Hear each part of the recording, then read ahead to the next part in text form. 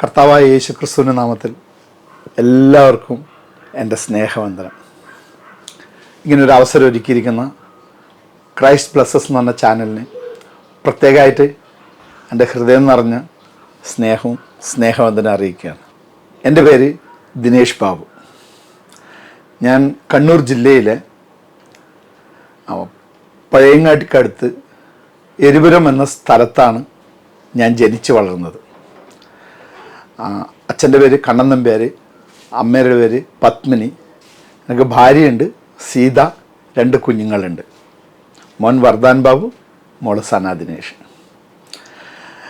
ഇന്ന് ഞാൻ നിങ്ങളുമായിട്ട് പങ്കുവെക്കാൻ ആഗ്രഹിക്കുന്നത് എൻ്റെ ജീവിതത്തിൽ ഉണ്ടായിരിക്കുന്ന വലിയൊരു സംഭവത്തിനെ പറ്റിയിട്ടാണ്, അല്ലെങ്കിൽ എൻ്റെ ജീവിതത്തിലുണ്ടായ ഒരു വലിയ അനുഗ്രഹത്തിനെ പറ്റിയിട്ടാണ് ഞാൻ നിങ്ങളുടെ മുമ്പിൽ പങ്കുവെക്കാൻ ആഗ്രഹിക്കുന്നത്. എൻ്റെ മാതാപിതാക്കൾ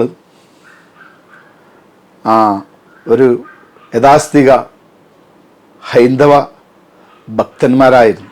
അതുകൊണ്ട് തന്നെ ചെറുപ്പം മുതലേ ഞാനും എൻ്റെ സഹോദരൻ, നമ്മൾ 2 സഹോദരന്മാരാണ്. ഞാൻ ദിനേഷ് ബാബു, എൻ്റെ അനിയൻ സുരേഷ് ബാബു.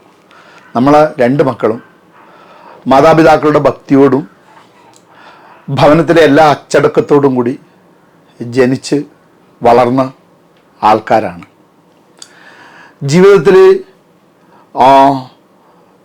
ജീവിതത്തിലെ ചില സാഹചര്യങ്ങൾ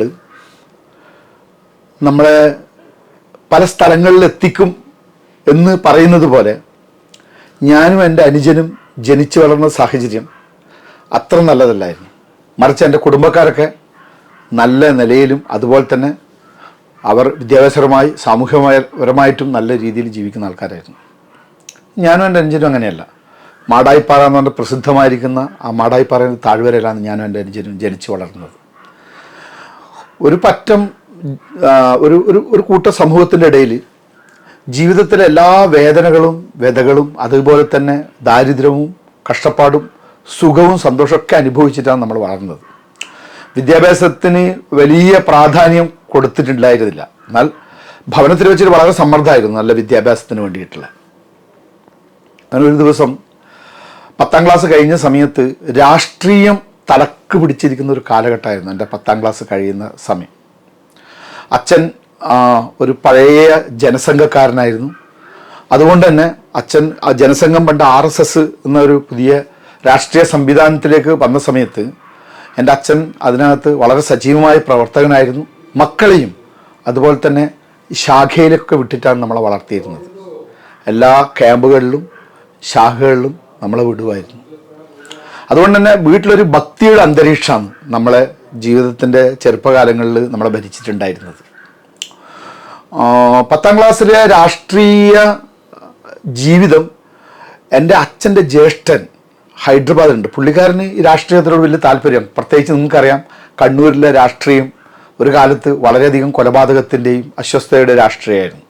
അതുകൊണ്ട് വല്യച്ഛന് ഇതിൽ താല്പര്യമില്ലാതെ കൊണ്ട് വല്യച്ഛൻ ഒരു പ്രാവശ്യം വന്ന സമയത്ത് വല്യച്ഛൻ ഹൈദരാബാദിലായിരുന്നു. ഹൈദരാബാദിലേക്ക് എന്നെ കൊണ്ടുപോയി. വല്യച്ഛൻ പറഞ്ഞു 10ാം ക്ലാസ് കഴിഞ്ഞ് ഇവിടെ നിൽക്കണ്ട. പിന്നെ എൻ്റെ ജീവിതം ഹൈദരാബാദിലായിരുന്നു.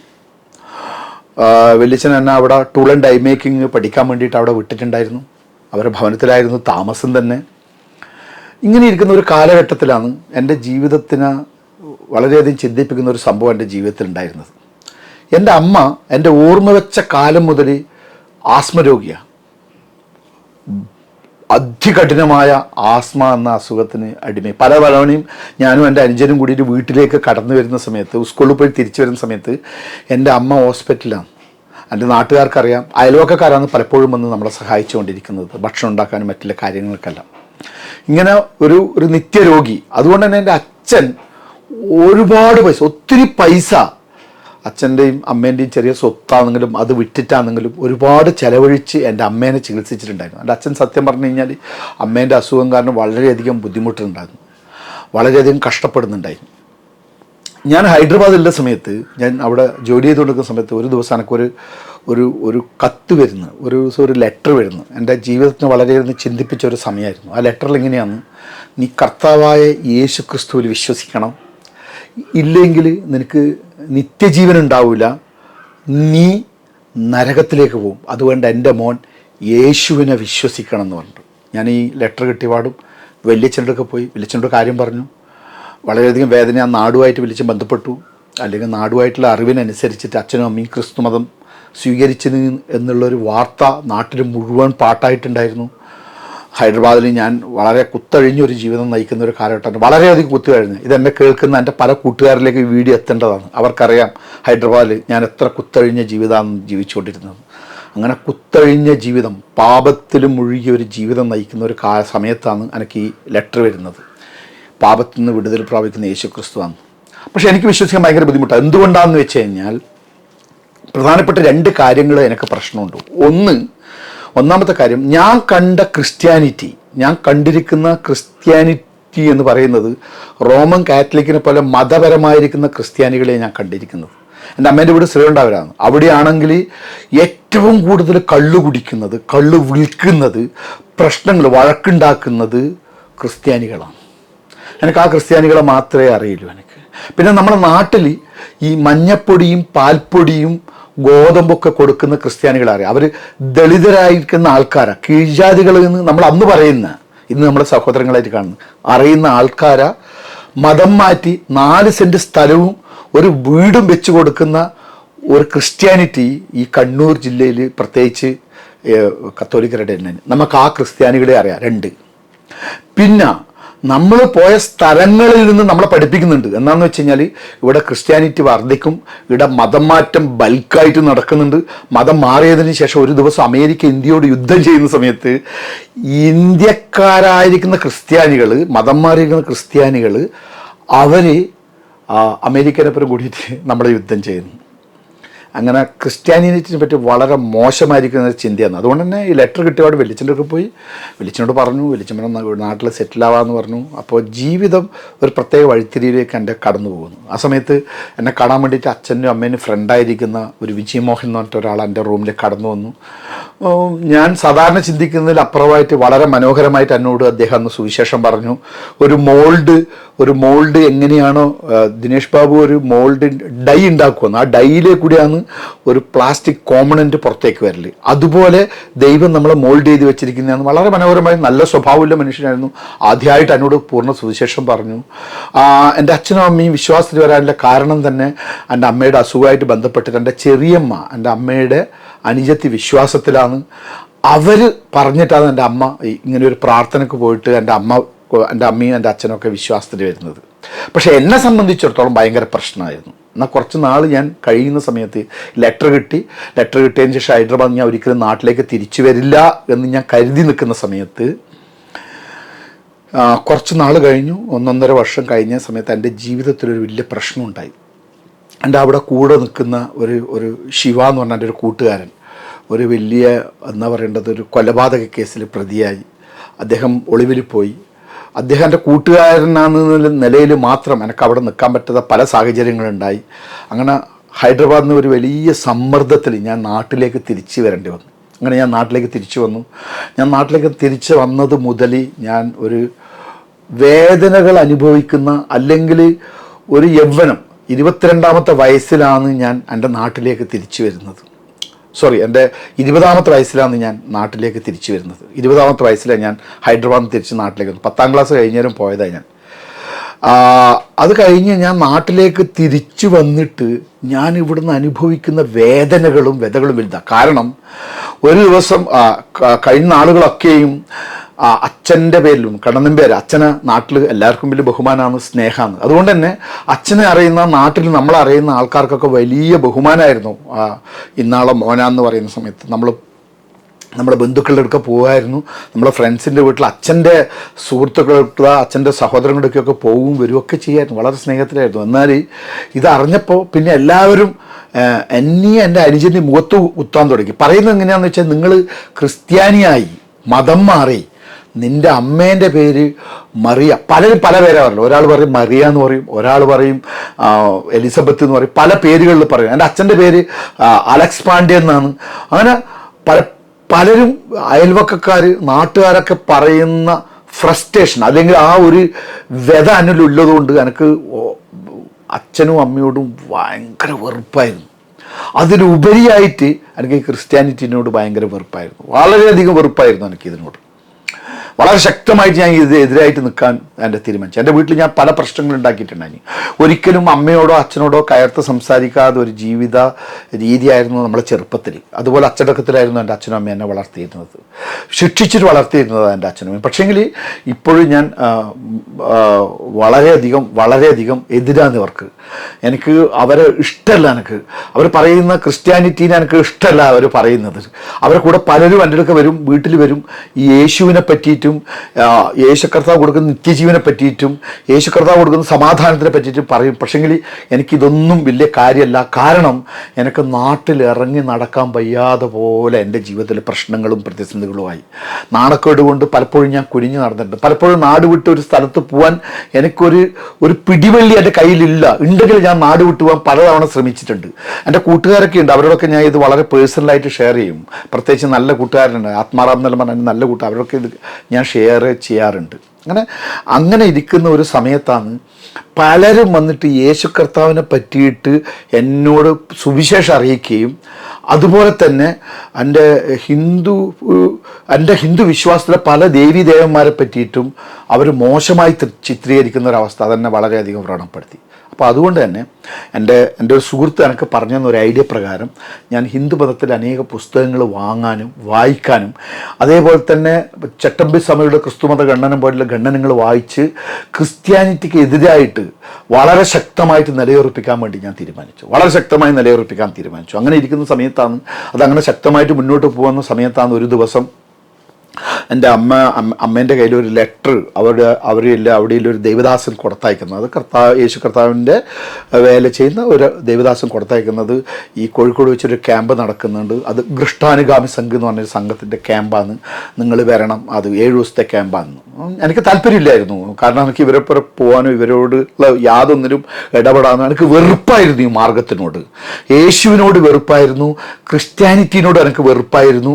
എനിക്ക് ശബ്ദം കേൾക്കുന്നത് അരാജകത്വമായിരുന്നു എൻ്റെ ജീവിതത്തിന്, അത്ര വെറുപ്പായിരുന്നു. അതേപോലെ എൻ്റെ അച്ഛനും അമ്മയോടും എനിക്ക് വെറുപ്പായിരുന്നു. അപ്പോഴാണ് ഈ ലെറ്റർ. അപ്പോൾ അതുപോലെ ഞാൻ മാടായി പറഞ്ഞു, എൻ്റെ കൂട്ടുകാരൊക്കെ ഇരിക്കുന്നവിടെ പോയിട്ട് ഞാൻ എൻ്റെ കൂട്ടുകാരനോട് പറഞ്ഞു, ഇങ്ങനെ ഒരു ലെറ്റർ എനിക്ക് കിട്ടിയിട്ടുണ്ട്. അപ്പോൾ അവരെന്നോട് പറഞ്ഞു, അവരൊന്നും പറഞ്ഞില്ല, എൻ്റെ കൂട്ടുകാരൻ എനിക്കൊരു ഐഡിയ പറഞ്ഞു തന്നു. എടാ ദിനേശ നീ പോയിട്ട് എല്ലാ ക്യാമ്പുകളിലും ക്യാമ്പിൻ്റെ ഹിഡൻ അജണ്ടകളുണ്ടാവും. അത് സത്യമാണ്, എനിക്ക് പല ക്യാമ്പുകളിൽ പോയിട്ടുള്ള അനുഭവമുണ്ട്. ആ ഹിഡൻ അജണ്ടകൾ നിനക്ക് മനസ്സിലായി കഴിഞ്ഞാൽ വളരെ സിമ്പിളായിട്ട് നിനക്ക് നിൻ്റെ അച്ഛനും അമ്മേനെയും തിരിച്ചു കൊണ്ടുവരാൻ പറ്റും എന്നുള്ളൊരു യാഥാർത്ഥ്യം അവർ. അപ്പോൾ അന്ന് എൻ്റെ ഒക്കെ പോകാൻ കാശുണ്ടായിരുന്നില്ല. എൻ്റെ കൂട്ടുകാരൻ വേഗം എനിക്ക് ബസ്സിൻ്റെ പൈസ എടുത്തു. ഈ ബസ്സിൻ്റെ പൈസയും കൊണ്ട് ഒരു 10-21 ചോദ്യം ക്രിസ്ത്യാനിറ്റിനെ പറ്റി, ബൈബിളിൽ യേശു കർത്താവിൻ്റെ 10-21 ചോദ്യമായിട്ടാണ് ഞാൻ കോഴിക്കോടേക്ക് കടന്നു വന്നത്. അവിടെ ഒരു ദിവസം നിന്നു, 2 ദിവസം നിന്നു. പ്രത്യേകിച്ച് ഞാൻ ഒരാളെ കാണാനാണ് പോകുന്നത്, തിരുവട്ടാർ കൃഷ്ണൻകുട്ടി എന്ന് പറഞ്ഞ ഒരാളാണ്. അദ്ദേഹം അന്ന് വന്നില്ല, 2ാമത്തെ ദിവസം വന്നില്ല, 3ാമത്തെ ദിവസം വന്നു. അദ്ദേഹമായിട്ട് സംസാരിക്കുന്ന സമയത്ത് അദ്ദേഹം പറഞ്ഞു, ഞാനിവിടെ 2 ദിവസം ക്ലാസ് എടുക്കുന്നുണ്ട്. ഞാൻ ആകെ ഒരു ഇട്ട പാൻറ്റും ഒരു ഷർട്ടും മാത്രമേ എൻ്റെ കയ്യിലുണ്ടായിരുന്നുള്ളൂ. ഞാനൊരു ബാഗ് എടുത്തിട്ടുണ്ടായിരുന്നില്ല പോകുന്ന സമയത്ത്. ഒരു ദിവസം കാര്യങ്ങളെല്ലാം ശരിയാക്കിയിട്ട് വരണം എന്നാണ്. പക്ഷേ ഞാൻ 3ാമത്തെ ദിവസം അവിടെ നിൽക്കുന്ന സമയത്ത് വിജയമോഹൻ എന്ന് പറഞ്ഞ ബാബോട്ടൻ എനിക്കൊരു ഷർട്ട് മേടിച്ചു തന്നു, ഒരു ലുങ്കി തന്നു, ഒരു തോർത്ത് തന്നു. അങ്ങനെ ഞാൻ അവിടെ നിൽക്കുക ഈ കാര്യങ്ങൾ അറിയാൻ വേണ്ടിയിട്ട്. കാരണം തിരുവട്ടാർ കൃഷ്ണൻകുട്ടി യാദവ് എന്ന് പറഞ്ഞാൽ ശ്രീകൃഷ്ണൻ്റെ കുടുംബത്തിൽപ്പെട്ട ഒരാൾ, അദ്ദേഹം സുവിശേഷം യേശുവിനെ പറ്റി പറയുന്നുണ്ടെങ്കിൽ 2 കാരണമായിരിക്കും. ഒന്നിക്കൽ അദ്ദേഹത്തിന് എവിടുന്നോ വലിയ ഫണ്ട് വരുന്നുണ്ട്, അല്ലെങ്കിൽ തലക്കം മുഴുവട്ടായിരിക്കും. ഈ 2 കാരണമാണ് ഞാൻ കണ്ടെത്തിയിരിക്കുന്നത്. അങ്ങനെ ഞാൻ ആ ക്യാമ്പിലേക്ക് പോകുന്നു. ക്യാമ്പിൽ പോയിട്ട് പല സംഭവങ്ങൾ എൻ്റെ ജീവിതത്തിൽ അവിടെ വെച്ചിട്ടുണ്ടാകുന്നു. പല സംഭവങ്ങൾ എൻ്റെ ജീവിതത്തിൽ ഉണ്ടാകുന്നതിൻ്റെ ഒടുവിൽ ഞാൻ നാട്ടിലേക്ക് വരാൻ വേണ്ടി നിൽക്കുന്നു. പക്ഷേങ്കിൽ എനിക്ക് വരാൻ പറ്റിയില്ല. കുട്ടി എന്ന് പറഞ്ഞ ഒരാൾ വരുന്നു. അദ്ദേഹത്തിനോട് ഞാൻ പറയുന്നത് എനിക്കതും കൂടെ സംസാരിക്കണം. അയാൾ പറഞ്ഞു 2 ദിവസം ഞാൻ കഴിഞ്ഞതിന് ശേഷം ദിനേഷിനോട് സംസാരിക്കാമെന്ന്. 2 ദിവസം അദ്ദേഹം ഈ വേദപുസ്തകത്തിനകത്ത്, സത്യവേദ പുസ്തകം എന്ന് പറഞ്ഞാൽ ബൈബിളിനകത്ത് അയാൾ ക്ലാസ് എടുക്കുന്നു. ക്ലാസ് എടുക്കുമ്പോൾ എനിക്ക് ഞാൻ പറഞ്ഞു, ഞാൻ 10-21 ക്വസ്റ്റ്യനുമായിട്ടാണ് അവിടെ പോയിട്ടുണ്ട്. ഒരുപാട് ചോദ്യങ്ങൾ എനിക്ക് അവിടെ ഉണ്ടായിരുന്നു. പക്ഷേങ്കിൽ 2-3 കാര്യങ്ങൾ എൻ്റെ ചിന്തേനെ വഴിതിരിച്ചു. അതിൽ ഒന്നാമത്തെ കാര്യം, യേശു കർത്താവ്, യേശുദേവൻ ഈ ഭൂമിയിലേക്ക് വന്നത് മതം സ്ഥാപിക്കാനല്ല. അതിനൊരു തെളിവ് ബൈബിളിലില്ല. എന്നെ വളരെയധികം അലോസരപ്പെടുത്തിയൊരു കാരണമാണ്. കാരണം എല്ലാ മതത്തിനും ഒരു മതസ്ഥാപകനുണ്ട്. എല്ലാ മതത്തിനും അതിൻ്റെ മതസ്ഥാപകനുണ്ട്. ആ മതത്തിൻ്റെതായ ഒരു ദൈവമുണ്ട്, അതിൻ്റെ ഒരു പാന്താവുണ്ട്. മറിച്ച് അതുപോലെ തന്നെ ക്രിസ്തു മതത്തിൻ്റെ സ്ഥാപകൻ യേശുവാണെന്ന് വിശ്വസിക്കുന്നതാണ്. നമുക്കറിയാം, കണ്ടാൽ ഇന്നത്തെ സമൂഹത്തിൽ കണ്ടു കഴിഞ്ഞാൽ നമുക്കറിയാൻ പറ്റുന്ന കാര്യമാണ്. എന്നാൽ അന്ന് എന്നോട് ചലഞ്ച് ചെയ്ത് അദ്ദേഹം പറഞ്ഞ കാര്യമാണ്, ഈ വേദപുസ്തകത്തിനകത്ത്, ഈ ബൈബിൾ എന്ന് പറഞ്ഞ സത്യവേദ പുസ്തകത്തിൻ്റെ അകത്ത് യേശുദേവൻ വന്നിട്ട് ഒരു മതം ഉണ്ടാക്കി എന്ന് ഞാൻ പറഞ്ഞു കഴിഞ്ഞാൽ, തെളിയിച്ചു കഴിഞ്ഞാൽ, ഞാൻ ഈ പുസ്തകം താഴെ വെക്കും. 37 വർഷമായിട്ട് പ്രസംഗിച്ച് തെരുവോരം പ്രസംഗിച്ചടക്കുന്ന, കേരളം കണ്ടിരിക്കുന്ന ഏറ്റവും വലിയ പ്രാസംഗികനായൊരു മനുഷ്യൻ്റെ ചലഞ്ച് ഞാൻ ഏറ്റെടുത്തു. എന്നെ അസ്വസ്ഥനാക്കിയ ആ കാര്യങ്ങൾ. പിന്നെ എന്തിനാണ് യേശു കർത്താവ് വന്നത്? മതം സ്ഥാപിക്കാനല്ലെങ്കിൽ പിന്നെ എന്തിനാണ് വന്നത്? ഈ ഒരു പ്രശ്നം അന്ന് ആ രാത്രി എന്നെ വളരെ ഒത്തിരി എന്നെ സ്വാധീനിച്ചു. അതെന്നെ അലോസരപ്പെടുത്തിയത്, എൻ്റെ ജീവിതത്തെ ഒത്തിരി അലോസരപ്പെടുത്തിയത്. അപ്പോൾ ആ ചിന്ത വീണ്ടും വീണ്ടും കുറേ ചോദ്യങ്ങൾ എന്നുള്ളിൽ ഉണ്ടാക്കി. അദ്ദേഹം മതം സ്ഥാപിക്കാൻ വേണ്ടിയിട്ടല്ല, പിന്നെ എന്തിനു വന്നു? അടുത്ത പോയിന്റ്, അദ്ദേഹം പാപികളെ രക്ഷിക്കാനാണ് വന്നത്. പാപികളെ രക്ഷിക്കാനാണ് വന്നത്. ശരിക്കും ഒരു മനുഷ്യ സങ്കല്പം, ഞാൻ പഠിച്ചു വെച്ചിരിക്കുന്ന എൻ്റെ മനുഷ്യ സങ്കല്പനകത്ത് നീതിമാന്മാരെ രക്ഷിക്കാനാണ് ദൈവം വന്നത്. പക്ഷെ യേശുവിനെ പറ്റി പറയുന്നു, അവൻ പാപികളെ രക്ഷിക്കാനാ വന്നു. നോക്കണം, അതെന്നെ വളരെയധികം ചോദിച്ചു. ആരാ പാപി? ജന്മം കൊണ്ടും കർമ്മം കൊണ്ടും നന്മ ചെയ്യണം എന്നുള്ള ആഗ്രഹമുണ്ട്, പക്ഷെ നന്മ വസിക്കാതെ ഒരു മനുഷ്യൻ, സ്വന്തം ആവശ്യത്തിനു വേണ്ടി ജനിക്കുമ്പോൾ തന്നെ കരഞ്ഞ് ജനിക്കുന്ന ഒരു കുട്ടി, ആ കുട്ടീനെ ഒരിക്കലും പഠിപ്പിക്കേണ്ട സഹോദരൻ്റെ അടുക്കുന്ന കളിപ്പാട്ടം തട്ടിപ്പറിക്കാൻ, ആ കുട്ടീനെ ഒരിക്കലും പഠിപ്പിക്കേണ്ട സ്വന്തം തിന്നുന്ന ഭക്ഷണം മറ്റുള്ളവർക്ക് കൊടുക്കണ്ട എന്ന് പറയാൻ പഠിപ്പിക്കേണ്ട ആവശ്യമില്ല.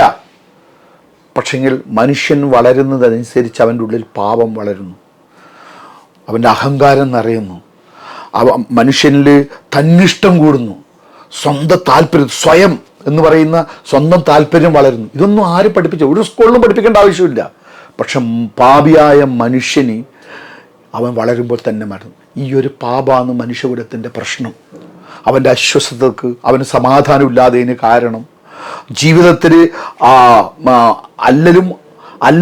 അല്ലല് കൊണ്ട് ജീവിക്കുന്ന മനുഷ്യൻ്റെ പ്രധാന പ്രശ്നം പാപാണ്. മനുഷ്യനെ കൊല്ലാൻ, വ്യഭിചാരം ചെയ്യാൻ, ഒക്കെ വെറുക്കാൻ ഒക്കെ മനുഷ്യനെ പഠിപ്പിക്കുന്നത്, അല്ലെങ്കിൽ മനുഷ്യനെ പ്രേരിപ്പിക്കുന്നത് മനുഷ്യൻ്റെ പാപമാണ്. പാപത്തിന് എന്താണ് പരിഹാരം? യാഗം ചെയ്താലും യോഗ ചെയ്താലും ഇതിനൊന്നും പരിഹാരമില്ല. കാരണം ബൈബിളിൽ തന്നെ പഴയ നിയമത്തിനകത്ത് അനേക യാഗങ്ങളെ പറ്റി പറയുന്നുണ്ട്. ഈ യാഗങ്ങൾക്കെല്ലാം മനുഷ്യൻ്റെ പാപങ്ങളിൽ നിന്ന് മനുഷ്യനെ വിടുവിക്കാൻ താൽക്കാലികമായിരിക്കുന്ന പല സംഭവങ്ങൾ ചെയ്യുന്നുണ്ടെങ്കിലും സമ്പൂർണ്ണമായ വിടുതൽ എവിടെയില്ല. സമ്പൂർണ്ണ യാഗമായിരിക്കുന്ന യേശുക്രിസ്തു ഭൂമിയിൽ വന്നു. എന്തിനാണ് യേശുക്രിസ്തു വന്ന്? സർവ്വ മനുഷ്യനും ഉണ്ടാകേണ്ട മഹാസന്തോഷം. അതാണല്ലോ നമ്മൾ പറയുന്നത്. മതം, രാഷ്ട്രീയം, ലിംഗഭേദമന്യേ, ദരിദ്രനും സമ്പന്നനും ഭേദമധ്യേ ഒരു മനുഷ്യനെ സ്നേഹിക്കുന്ന, ഒരു മനുഷ്യൻ്റെ ഉദ്ധാരണത്തിന് വേണ്ടിയിട്ട്, പാപമോചനത്തിലേക്ക് വേണ്ടിയിട്ട് സ്വർഗം വിട്ടു വന്ന ഒരു ദൈവകുമാരനാണ് കർത്താവായ യേശുക്രിസ്തു. അവൻ വിശുദ്ധ വേദപുസ്തകത്തിൽ പറയുന്നത് ഇങ്ങനെയാണ്: അവൻ മനുഷ്യരൂപമെടുത്തു, അവൻ വേഷത്തിൽ മനുഷ്യനായി, മനുഷ്യൻ്റെ പാപത്തിന് വേണ്ടിയിട്ട് അവൻ കാൽവരി ക്രൂശിൽ കയറി. പാപിയായിരുന്ന മനുഷ്യൻ്റെ പാപങ്ങളെല്ലാം ഏറ്റെടുത്ത് അവൻ ക്രൂശിൽ മരിച്ചു. അതിൻ്റെ ശിക്ഷ അവൻ ഏറ്റെടുത്തു, അവൻ മരിച്ചു. യേശു കർത്താവ് മരിച്ചു. അതിനുശേഷം തന്നിൽ വിശ്വസിക്കുന്നവരെ അവൻ സ്വതന്ത്രനാക്കി. എന്നെ ഒത്തിരി ചിന്തിപ്പിച്ചു ആ വേദവാക്യം. ആ ചിന്ത ഒത്തിരി ചിന്തിപ്പിച്ചു, എന്നെ അലോസരപ്പെടുത്തി. എന്താണ് എൻ്റെ പ്രശ്നം? എന്താണ് എൻ്റെ കോപത്തിൻ്റെ കാരണം എന്ന് എനിക്കറിയില്ലായിരുന്നു. എൻ്റെ അസ്വസ്ഥതയുടെ കാരണം എനിക്ക് എന്താണെന്ന് അറിയില്ല. എന്തുകൊണ്ടാണ് എനിക്ക് ഉറക്കമില്ലാത്തത്, എന്തുകൊണ്ടാണ് എനിക്ക് സമാധാനമില്ലാത്തതെന്ന് എനിക്കറിയില്ല. എന്തുകൊണ്ടാണ് ഞാൻ ആൾക്കാരെ പകക്കുന്നത് എന്ന് എനിക്കറിയില്ലായിരുന്നു. എന്തുകൊണ്ടാണ് എനിക്ക് ആൾക്കാരെ വെറുക്കാൻ പറ്റുന്നത് എനിക്കറിയില്ലായിരുന്നു. കാരണം പാപമെന്ന് മനസ്സിലായി. അന്ന് രാത്രിക്ക്, ഒരു ദിവസം രാത്രിക്ക് എനിക്ക് ഉറക്കം വന്നില്ല. രാത്രി മുഴുവൻ ഞാൻ ഉറങ്ങാൻ കിടന്നു, എനിക്ക് ഉറക്കം വന്നില്ല. ഒരു പുലർച്ചയാകുന്ന സമയത്ത് ഉറക്കം വരാതെ ഭ്രാന്തനായി എന്താ ചെയ്യാമെന്ന് അറിയാത്ത സമയത്ത് ഞാൻ രാത്രിയിൽ എൻ്റെ കിടക്കപ്പായി, ഞാൻ കിടക്കുന്ന ആ സ്ഥലത്ത് ഇരുന്ന് മുട്ടുമടക്കി സ്വർഗത്തിലേക്ക് നോക്കി ഞാൻ യേശുദേവനോട് പറഞ്ഞു: യേശുദേവ, ഞാനൊരു പാപിയായ മനുഷ്യനാണ്, അവിടെ എന്നോട് ക്ഷമിക്കണം. ജന്മം കൊണ്ടും കർമ്മം കൊണ്ടും പാപിയായ ഒരു മനുഷ്യനോട് ക്ഷമിക്കണം എന്ന് ഞാൻ ദൈവത്തിനോട് ഏറ്റു പറഞ്ഞു. അന്ന് രാത്രി ദൈവത്തിൻ്റെ സമാധാനം എൻ്റെലേക്ക് ഇറങ്ങി വന്നു. അന്ന് രാത്രി ഞാൻ എൻ്റെ കർത്താവിനെയും എൻ്റെ രക്ഷിതാവായി എൻ്റെ രക്ഷിതാവായി യേശുദേവനെ എൻ്റെ ഹൃദയത്തിൽ ഞാൻ സ്വീകരിച്ചു. 27 വർഷമായി യേശുവിനെ എൻ്റെ ഹൃദയത്തിൽ സ്വീകരിച്ചിട്ട്. ദിനേഷ് ബാബു ഇന്നും ദിനേഷ് ബാബു തന്നെയാണ്. എൻ്റെ അമ്മേൻ്റെ പേര് പത്മിനിയാണ്, പേര് മാറിയിട്ടില്ല. എൻ്റെ ഭാര്യേൻ്റെ പേര് സീത എന്നാണ്, പേര് മാറിയിട്ടില്ല. ഞാൻ പേര് മാറിയിട്ടില്ല. നമ്മൾ മറ്റൊരു മതത്തിൽ ചേർന്നിട്ടില്ല. പക്ഷെ ഒരു ഉറപ്പുണ്ട്, നമുക്ക് പാപമോചനം ലഭിച്ചു. നിത്യജീവൻ യേശുദേവൻ തന്നു. എന്നെ കേൾക്കുന്ന സഹോദരന്മാരെ, ആരെങ്കിലും എൻ്റെ ഈ വാക്ക് കേൾക്കുന്നുണ്ടെങ്കിൽ ഞാൻ നിങ്ങളോട് പറയുന്ന, ഞാൻ നിങ്ങളൊരു സഭയിൽ ചേർക്കാൻ വേണ്ടിയിട്ടോ അല്ലെങ്കിൽ അല്പം കൊണ്ടോ അധികം കൊണ്ടോ ഒരു ക്രിസ്ത്യാനിയാക്കാൻ വേണ്ടിയിട്ടോ അല്ല ഞാൻ പറയുന്നത്. നിങ്ങൾ അനുഭവിച്ചറിയുക. ഞാൻ നിങ്ങളെ ചലഞ്ച് ചെയ്യുകയാണ്. നിങ്ങൾ ഈ യേശുവിനെ നിങ്ങളുടെ ഹൃദയത്തിൻ്റെ അകത്തേക്ക്, നിങ്ങൾ എത്ര വലിയ പാപമായിരുന്നാലും ശരി, നിങ്ങളെ പാപം എത്ര കടും ചുവപ്പായിരുന്നാലും ശരി, വിശുദ്ധ വേദപുസ്തകത്തിൽ പറഞ്ഞ ഹിമം പോലെ വെളുപ്പിക്കുന്ന പറയുന്നത്, അത് യേശുദേവനോട് ഏറ്റുപറഞ്ഞ് നിങ്ങൾ ഉപേക്ഷിച്ച് അവനെ കൈക്കൊണ്ട് അവനെ വിശ്വസിച്ച് കഴിഞ്ഞാൽ അവൻ്റെ മക്കളായി തീരുവാൻ, യേശുദേവൻ്റെ മക്കളായി തീരുവാൻ ദൈവം നമുക്ക് അധികാരം തന്നിട്ടുണ്ട്. അങ്ങനെ ഒരു വീണ്ടും ജനനത്തിൻ്റെ ഒരു ദൈവമകനായി ജനിച്ചു എന്നുള്ള ഒരു വിശ്വാസത്തോടെ 1997 ഞാൻ സത്യം പറഞ്ഞു കഴിഞ്ഞാൽ കോഴിക്കോട് നിന്ന് എൻ്റെ വീട്ടിലേക്ക് മടങ്ങി വന്നു. എൻ്റെ ഭവനത്തിൽ ഞാൻ പറഞ്ഞു, എൻ്റെ കൂട്ടുകാരുടെ ഇടയിൽ ഞാൻ പറഞ്ഞു, എൻ്റെ സുഹൃത്തുക്കളുടെ ഇടയിൽ പറഞ്ഞു. വലിയ പ്രശ്നമായിപ്പോയി, വലിയ പ്രശ്നത്തിലേക്ക് കടന്നുപോയി എൻ്റെ ജീവിതം. ഞാൻ എൻ്റെ നാട്ടിൽ തന്നെ പിന്നെയും ജീവിക്കാൻ തുടങ്ങി. ഒത്തിരി പ്രശ്നങ്ങൾ ജീവിതത്തിൽ നേരിട്ടു, ഒത്തിരി പ്രശ്നങ്ങളും പ്രതിസന്ധികളും ജീവിതത്തിൽ നേരിട്ടു. എണ്ണി പറയാൻ പറ്റാതെ പോലെ ജീവിത പ്രതിസന്ധികൾ. എന്നാൽ യേശു കർത്താവ്, യേശുദേവൻ്റെ കൂടെ ഇരുന്ന് എന്നെയും എൻ്റെ കുടുംബത്തിനെയും രക്ഷിച്ചു, വിടുവിച്ചു, സമാധാനം തന്നു, സന്തോഷം തന്നു. ഇതിലെല്ലാം ഉപരിയായിട്ട് ഞാനൊരു കാര്യം നിങ്ങളോട് പറയാം, എന്നെ കേൾക്കുന്നവരോട്. ദൈവത്തിനെ അറിയാതെ, സത്യദൈവത്തിനെ അറിയാതെ ജീവിച്ചിരിക്കുന്ന കാലത്ത് ഓരോ പ്രഭാതത്തിലും നമ്മളെ ജീവിതത്തിനകത്ത് നമുക്ക് ഒരു വേൾഡ് വ്യൂ ഉണ്ടായിരുന്നല്ലോ. ഒരു ജോലി ചെയ്യണം, ജീവിക്കണം, കുറേ പൈസ സമ്പാദിക്കണം, അല്ലെങ്കിൽ കുറേ അംഗീകാരങ്ങൾ വേണം, അല്ലെങ്കിൽ എന്തൊക്കെയോ സമൂഹത്തിലാണ്. ഇതിത്ര മാത്രമേ രക്ഷയുള്ളൂ. എന്നാൽ വിശുദ്ധ വേദപുസ്തകത്തിനകത്ത് വിശ്വസിച്ചു, സത്യദൈവത്തിന് യേശു ക്രിസ്തുവിനെ വിശ്വസിച്ച സമയത്ത് എൻ്റെ ജീവിതം മാറി. ജീവിതം മാറി എന്ന് വെച്ച് കഴിഞ്ഞാൽ എൻ്റെ വേൾഡ് വ്യൂ മാറി, അല്ലെങ്കിൽ എൻ്റെ ചിന്താഗതി മാറി, എൻ്റെ ജീവിത ലക്ഷ്യം മാറി. എന്താ ജീവിത ലക്ഷ്യം മാറിയെന്നറിയാം? വിശുദ്ധ വേദപുസ്തകത്തിനകത്ത് പറയുന്നത് ഇങ്ങനെയാണ്: കാണുന്ന സഹോദരനെ സ്നേഹിക്കാൻ പറ്റാതെ ഒരാൾക്ക് കാണാതെ ദൈവത്തെ സേവിക്കാൻ പറ്റൂല. യാഥാർത്ഥ്യമല്ലത്? എൻ്റെ ചുറ്റും കാണുന്ന എൻ്റെ സഹോദരങ്ങളെ, ആദാമിൻ്റെയും ഹവ്വേൻ്റെയും കൊലത്തിൽപ്പെട്ട് ജീവിച്ചതാണ് സകല മനുഷ്യകുലങ്ങളും. ഇനി എവിടെയില്ല, ഹിന്ദു ആയാലും ക്രിസ്ത്യാനി ആയാലും യുക്തിവാദി ആയാലും നിരീശ്വരവാദി ആയാലും ഇസ്ലാം ആയാലും ജൈനനായാലും പാർസി ആയാലും ബുദ്ധനായാലും എല്ലാവരും, എല്ലാ മനുഷ്യനും ഒരപ്പനും ഒരു അമ്മേൻ്റെ മക്കളാണെന്ന് എൻ്റെ വിശ്വാസം. അതാണ് എൻ്റെ വേദപുസ്തകം പഠിപ്പിക്കുന്നത്. അങ്ങനെയാണെങ്കിൽ ഈ മനുഷ്യ കുലത്തിനോട് എനിക്കൊരു ഉത്തരവാദിത്വമുണ്ട്. കാണുന്ന സഹോദരങ്ങളെ സ്നേഹിക്കാൻ പറ്റാത്തവർക്ക് കാണാതെ ദൈവത്തെ എങ്ങനെ സ്നേഹിക്കാൻ പറ്റും? എൻ്റെ ചിന്താഗതി മാറി, എൻ്റെ വേൾഡ് വ്യൂ മാറി. യേശു കർത്താവ് പഠിപ്പിച്ചിട്ടുണ്ട്, നിങ്ങൾ ആർക്കെങ്കിലും എൻ്റെ പുറകെ വരാൻ ആഗ്രഹിക്കുന്നുണ്ടെങ്കിൽ നിങ്ങൾ ക്രൂശ് എടുത്ത് തന്നെ അനുഗമിക്കുക. എങ്ങനെയാണ് ക്രിസ്തുവിനെ അനുഗമിക്കുക? ക്രിസ്തുവിനെ അനുഗമിക്കുന്ന സമയത്ത് ഒരു കരണത്തടിച്ചാൽ മറുകാരണം കാണിച്ചു കൊടുക്കണം. ഇത് വെറുതെ പറയുന്നതല്ല. യേശു കർത്താവ് അങ്ങനെ ചെയ്തു. യേശു കർത്താവ് തെരഞ്ഞെടുത്ത 12 അപ്പോസ്തലന്മാർ അങ്ങനെ ചെയ്തു. നിന്റെ ശത്രുവിന് വിശക്കുന്നെങ്കിൽ അവന് തിന്നാൻ കൊടുക്കാൻ പറഞ്ഞു. വർഗീയതയില്ല, ദൈവസ്നേഹം മാത്രം. അതിന് ഉത്തമ ഉദാഹരണം മറ്റുമാരല്ല, എൻ്റെ യേശുദേവന കാൽവരി ക്രൂശിൽ, അതായത് 7 മതകോടതികൾ വിസ്തരിച്ചു. യേശുവിൽ പാപമൊന്നും കണ്ടില്ല. അവസാനം മതകോടതിയായി പിലാത്തോസ് കൈ കഴുകിയിട്ട് പറഞ്ഞു, ഇവനിലൊരു പാപവും ഇല്ല എന്ന് പറഞ്ഞ് കൈ കഴുകി. മതകോടതികൾ കൈ കഴുകിയിട്ടും ജനമാർത്ത് വിളിച്ചു, ഇവനെ ക്രൂശിക്കാം. അതിനുശേഷം യേശു കർത്താവിനെ ക്രൂശിച്ചു. ക്രൂശിക്കുന്ന സമയത്തും പിതാവിനോട് യേശു കർത്താവ് പ്രാർത്ഥിച്ച പ്രാർത്ഥന ഇതാണ്: പിതാവേ, ഇവർ ചെയ്യുന്നത് എന്തെന്ന് ഇവരാരും അറിയുന്നില്ല, ആകയാൽ ഇവരോട് ക്ഷമിക്കണമേന്ന്. ഇതാണ് സ്നേഹം, ഇതാണ് ക്രിസ്ത്യാനിറ്റി, ഇതാണ് യേശു കർത്താവ് തന്ന വേൾഡ് വ്യൂ. പ്രിയ സഹോദരങ്ങളെ, എൻ്റെ ജീവിതം മാറാൻ തുടങ്ങി. കുറച്ചങ്ങോട്ട് കഴിയുമ്പോഴാണ് എനിക്ക് വേദനകളും വ്യതകളും അറിയുന്നത്. മറ്റുള്ളവരുടെ വേദന എനിക്ക് അറിയാൻ പറ്റി. അതുകൊണ്ട് ഇന്ന്, അതായത് 10-27 വർഷത്തിന് ശേഷം കഴിഞ്ഞ 2-3 വർഷമായിട്ട് ഞാൻ ചെറുപ്പക്കാരുടെ ഇടയിലാണ് വർക്ക് ചെയ്യുന്നത്, യൂത്ത്സിൻ്റെ ഇടയിലാണ് ഞാൻ വർക്ക് ചെയ്യുന്നത്. എന്താ വർക്ക് ചെയ്യുന്നത്? നമ്മളെ പട്ടണങ്ങളിൽ കടന്നുപോയി, ഗ്രാമങ്ങളിൽ കടന്നുപോയി, സ്കൂളുകളിലും കോളേജുകളിലും കടന്നുപോയി, ജയിലുകളിൽ കടന്നുപോയി, മദ്യത്തിനെ പറ്റിയിട്ടും മയക്കുമരുന്നിനെ പറ്റും, അത് തരുന്ന അരാജകത്വം, അത് നശിപ്പിക്കുന്ന ജീവിതം, അത് ഇല്ലായ്മ ചെയ്യുന്ന പിഞ്ചു ഹൃദയങ്ങളാ, യുവത്വം നശിപ്പിക്കുന്ന ആ പൈശാചികൻ്റെ പിടിയിൽ നിന്ന് ഒരു ജനതയെ രക്ഷിക്കണം. റിട്ടേൺ എന്ന് പറഞ്ഞിരിക്കുന്ന ഒരു ചെറിയ സംഘടന, നമ്മൾ കുറച്ച് പേര് ചേർന്ന് കണ്ണൂർ ആരംഭിച്ചൊരു പ്രവർത്തനമാണ്. ആസാമിൽ നമുക്ക് ചെറിയൊരു പ്രവർത്തനമുണ്ട്. അവിടെ നമ്മൾ ഡി അഡിഷൻ സെൻ്ററൊക്കെ കഴിഞ്ഞ ദിവസങ്ങളിൽ നടത്തി കഴിഞ്ഞു. ഇപ്പോഴും കുട്ടികളുടെ ഇടയിൽ പ്രവർത്തിക്കുക, അവരുടെ ഇടയിലാണ് പ്രവർത്തിക്കുന്നത്. ഇനിയും വിശാലമായി കണ്ണൂർ പ്രവർത്തിക്കണം. എന്തുകൊണ്ടാണ്? എന്താ ഇതിൻ്റെ കാരണം? എൻ്റെ ജീവിതം മാറാനുള്ള കാരണം എന്താ? എനിക്ക് എൻ്റെ ഭാര്യനെയും എൻ്റെ കുട്ടികളെയും എൻ്റെ അമ്മേനെയും മാത്രം നോക്കി നിന്നാൽ മതിയല്ലോ. എന്താണ് കാരണം എൻ്റെ ഹൃദയത്തിൻ്റെ അകത്തേക്ക് ഒരു ദിവസം പ്രപഞ്ച സൃഷ്ടാവായിരിക്കുന്ന ദൈവം കടന്നു വന്നു.